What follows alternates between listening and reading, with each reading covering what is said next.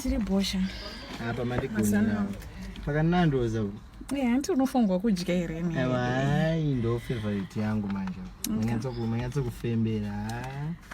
Mchidai so every day ka. Anagera nayo kusai padhuze. Saka unongoda usamana padhuze kwaZof chikafu shwa. Obviously.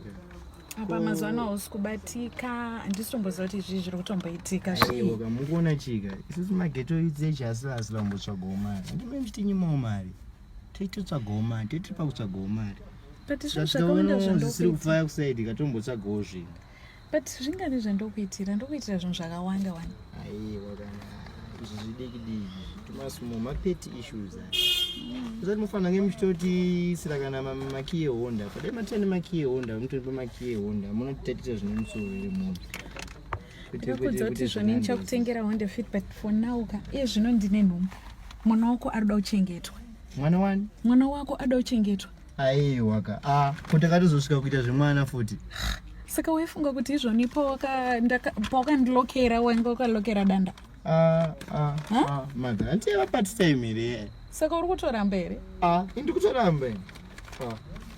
mukadzi mukuru akaita seni mungakuitiswa nomunenge mwana akadiki akaita seni mukutadza kumwawo ningiri macontrol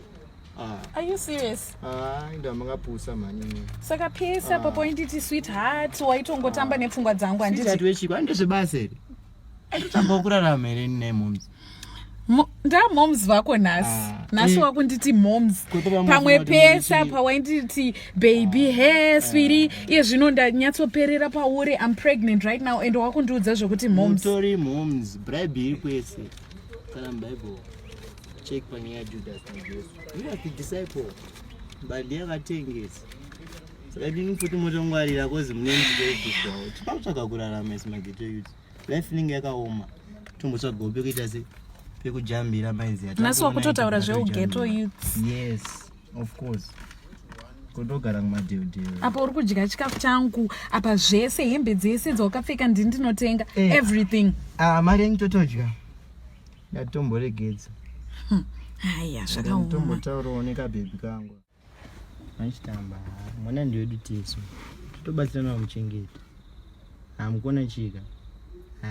urangogutisawo kazvimanandosi zvonongoziva pano yepageto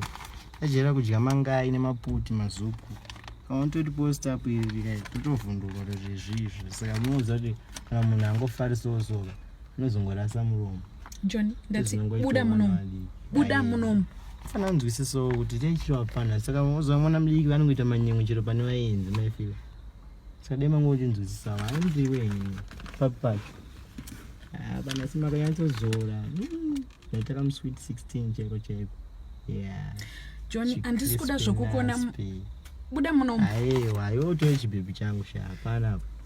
nai apata munhu akana nyaya hakunga uri kungonererwawo zvangona ndatongoitawo